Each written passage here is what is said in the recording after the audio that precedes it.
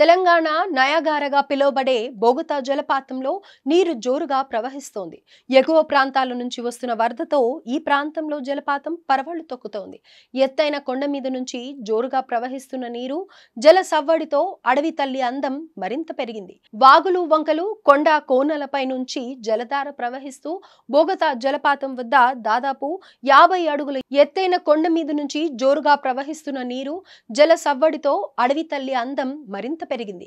వాగులు వంకలు కొండ కోనలపై నుంచి జలధార ప్రవహిస్తూ బోగతా జలపాతం వద్ద దాదాపు 50 అడుగుల ఎత్తు నుంచి జాలువారుతూ మైమరిపిస్తోంది.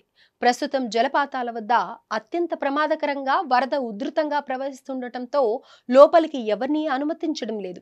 ఎగువన ఛత్తీస్గఢ్ రాష్ట్రంలో కురుస్తున్న భారీ వర్షాలతో బోగతా జలపాతాలకు వరద పోటెత్తుతోంది. బోగతా జలపాతాలు చూడాలనుకునే వారు ములుగు నుంచి 90 కిలోమీటర్ల వరకు ప్రయాణం చేయాల్సి ఉంటుంది. వాజీడు మండలం చెరుకుపల్లి మీదుగా వెళ్ళాలి.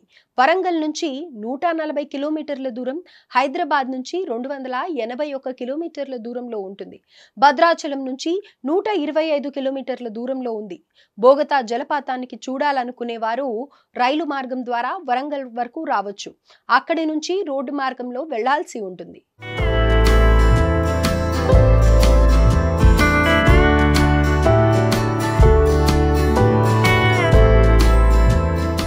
ములుగు జిల్లాలో బోగతా జలపాతం ఉంది. ఈ జలపాతాన్ని తెలంగాణ నయాగారా అని కూడా అంటారు. ఎందుకంటే ఇక్కడ అందమైన ప్రకృతితో పాటు చుట్టూ అబ్బురుపరిచే కొండలు, పచ్చని చెట్లతో పాటు ఎంతో అందంగా ఉంటుంది. ఈ జలపాతం సమీపంలో బోగటేశ్వర స్వామి ఆలయం కూడా ఉంది. ప్రస్తుత జనరేషన్ లో చాలా మంది ట్రావెలింగ్, ట్రెక్కింగ్ ను బాగా ఇష్టపడుతున్నారు.